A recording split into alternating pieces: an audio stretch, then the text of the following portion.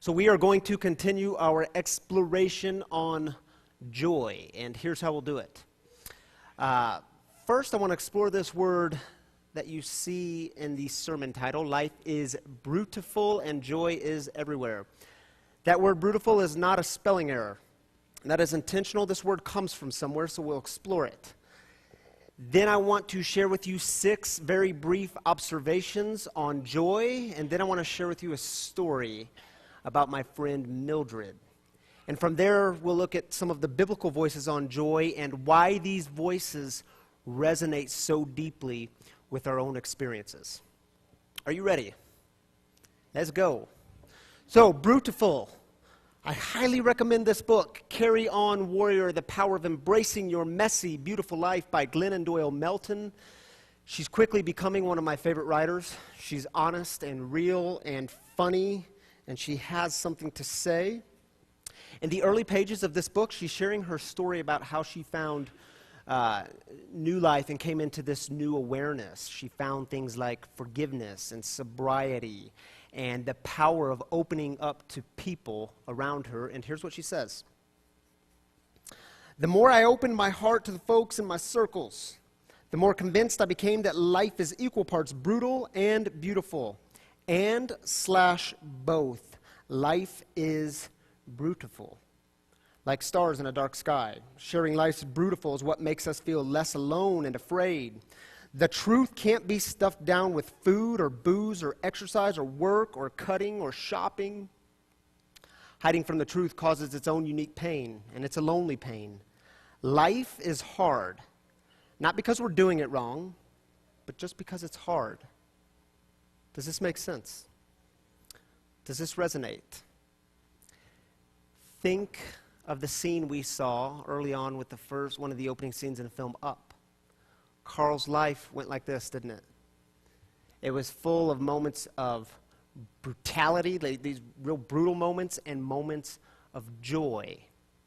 Up and down, that's the way life is. Life is brutiful, and joy is everywhere. I believe this. So let's look at 6 of my very brief 6 observations on joy, and then I want you all to share some of your observations on joy. Observation number 1. In the Greek, joy is kairos, stemming from the Greek word charis, which means grace or gift or kindness. And this is really cool because essentially what this is saying is joy has its roots in a word that means gift. Hold on to that one. Observation number 2. Joy comes from the awareness that life is a gift and joy is a response to that gift. Number 3, joy transcends circumstances. It comes from God's Spirit and it is woven into the very fabric of creation, as so many of the biblical writers write about.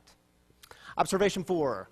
Joy is always connected to a sense of gratitude, and the deepest experiences of joy are usually connected to people, relationships, and creation. And number 5, the opposite of joy isn't sadness, it's fear. And joy and fear are never found at the same party. 6th and final observation on joy. Joy is experienced in moments, and it's usually ordinary, simple ones. So here's the deal. I'm assuming you all have your own observations and experiences on joy.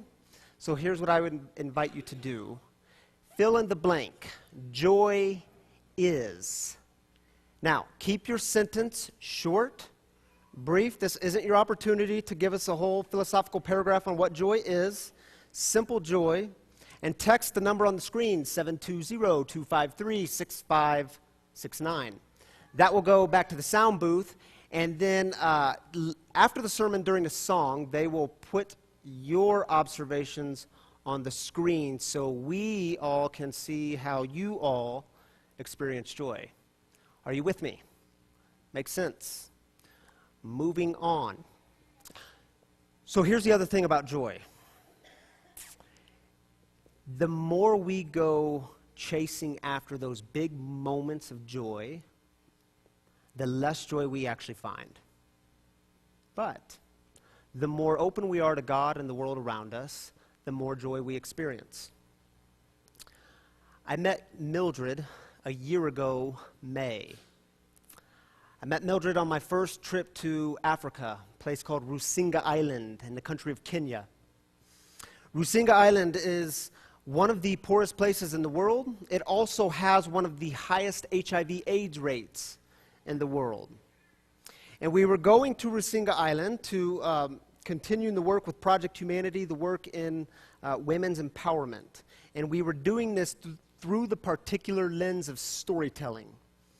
So knowing your story, sharing your story, hearing the stories of others, and ultimately what it means to live a better story in the community. And so we had these different story groups meeting throughout Rusinga Island throughout the week. Mildred was one of the participants in my group. And early on, Mildred shared with the group her story, and she had a pretty rough childhood. Abandonment and abuse of every kind. And she shared with us that she was also living with this disease and she was very ill. And on the last day in our group, we did our what if. So for those of you that have done Storyline in the last couple of years here at St. Luke's, you know exactly how this process works. We invited them to dream big, to not be held back by fear or money or time or energy. Don't worry about those things, but if you were just to dream big, what would you do? What if? And so we went around a circle, and they had a full day to think about this. When it came to Mildred, she said, what if I owned some land one day and built an orphanage? And it was this very quiet, powerful moment. And it was our last day there. And as I was leaving, I gave Mildred a big hug. And I said, I'm coming back next year, and I hope to see you.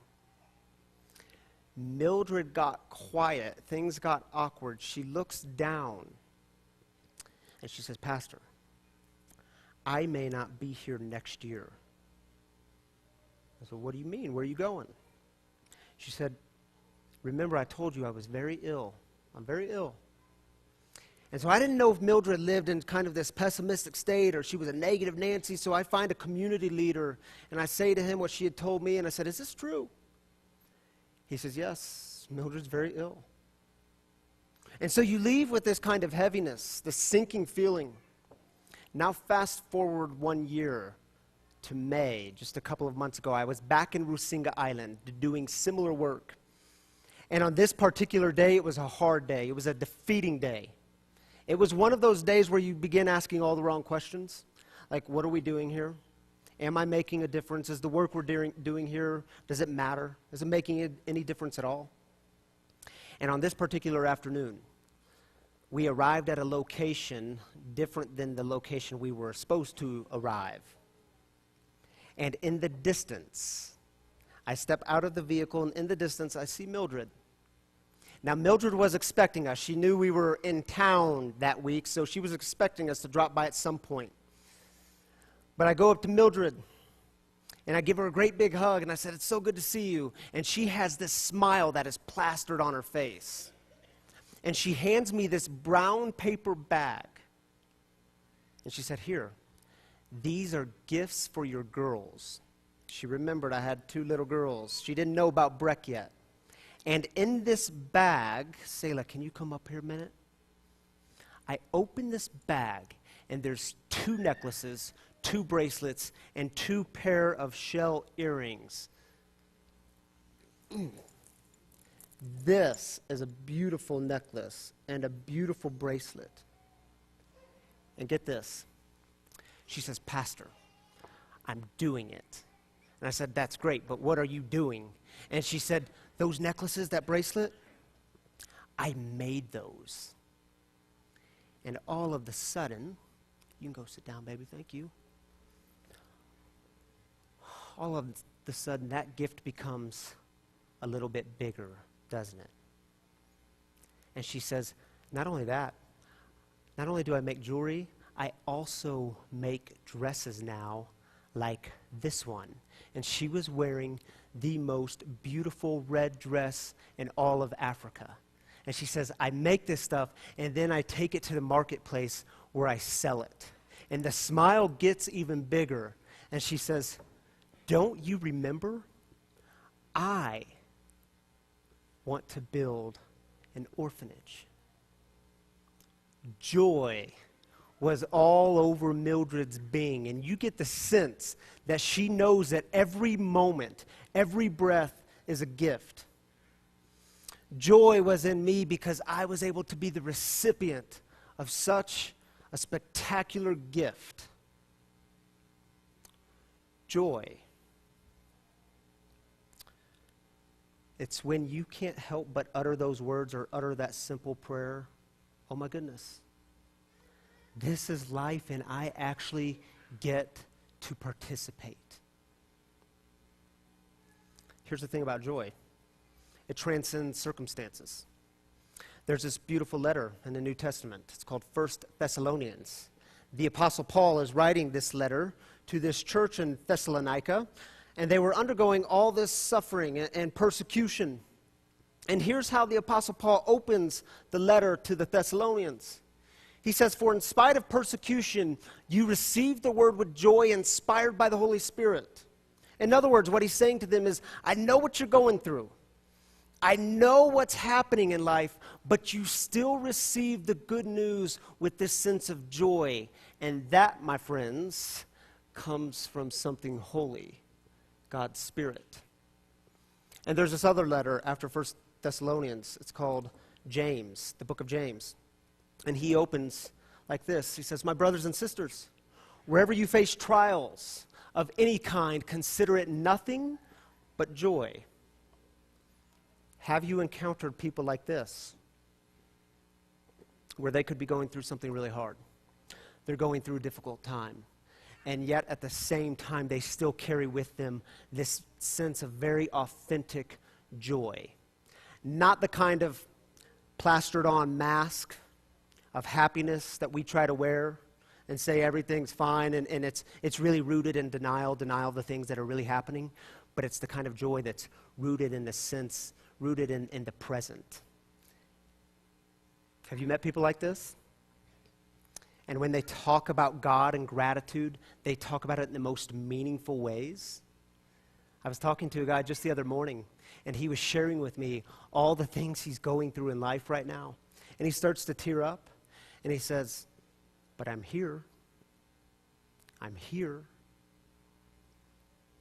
And if you've ever been there, you know what a gift it is to be here. And sometimes that is the purest form of joy, to utter those words to God, but I'm here. I'm here.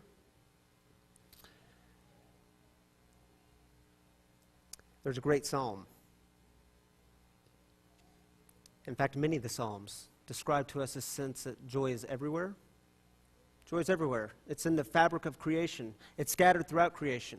In this psalm, he's talking about creation and the beauty of creation, and he says this right in the middle of it in verse 8. He says, those who dwell on the far edges stand in awe of your acts. You make the gateways of the morning and evening shout for joy. Where is joy? Joy is everywhere, scattered throughout all of creation. But we have to start with what we have, not with what we don't have. Fear loves to steal joy. Fear always lives in the future. Fear loves to come along and tell you everything you're not capable of, everything that's not possible. Fear loves for you to live in shame, and fear always lives in the future. Joy, on the other hand, lives in the present. It is rooted in the present.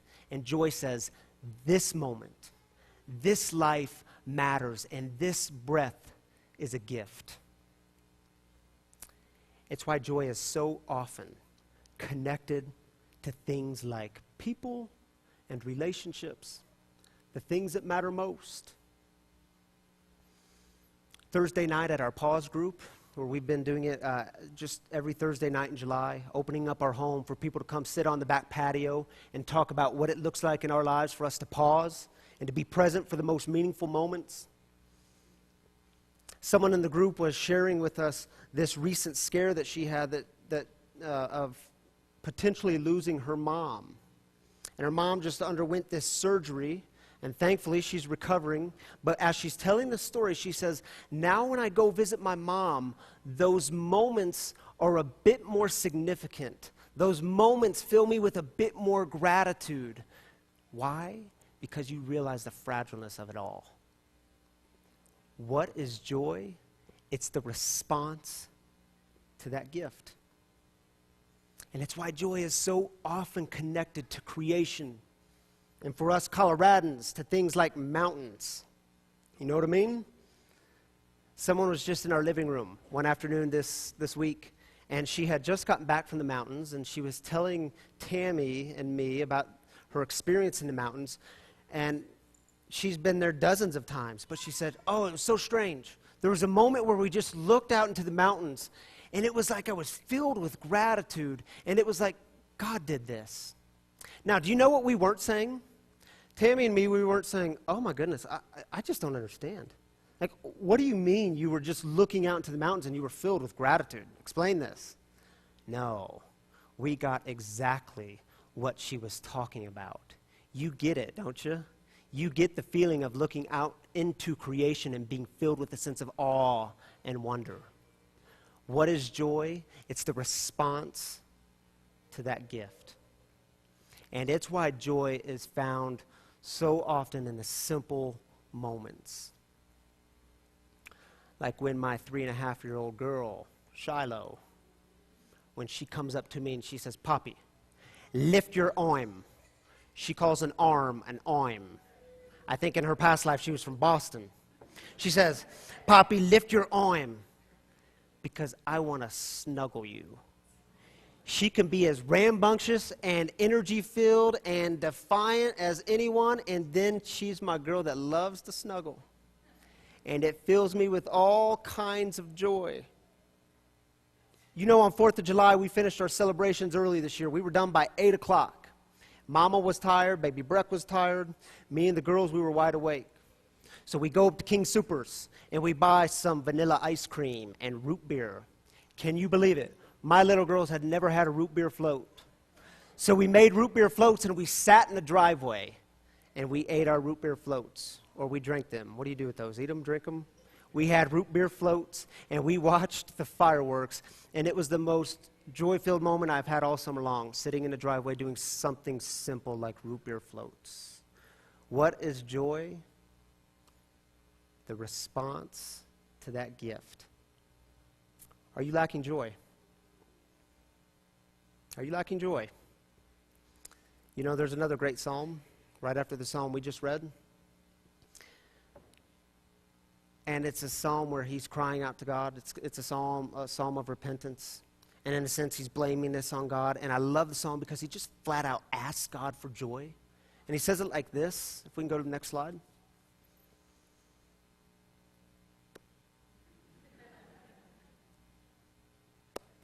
Let me hear joy and celebration again. In other words, I used to have joy, but I don't have it now. Let the bones that you, God, have crushed rejoice. Sometimes we get that way, don't we? We want to blame it on someone.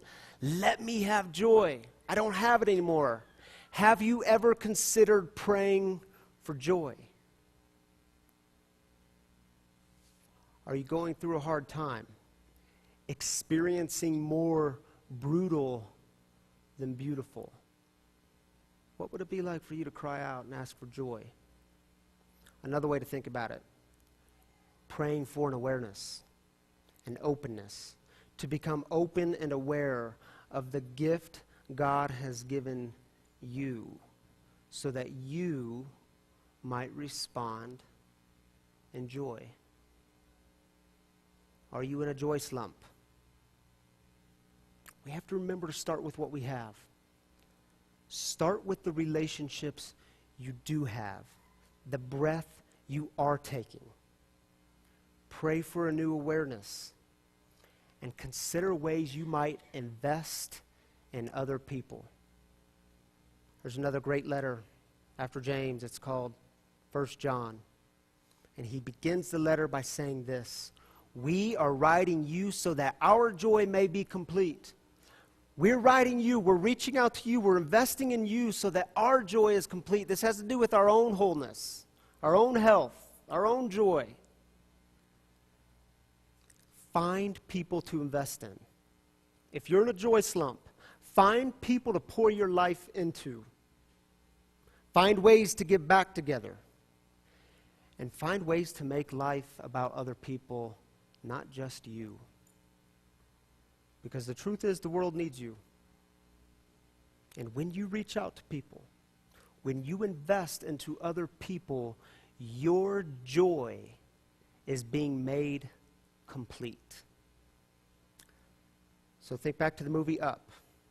Carl's joy was being made complete when he made the conscious decision to invest in Russell, that little 8-year-old boy who's a wilderness explorer from Tribe 54.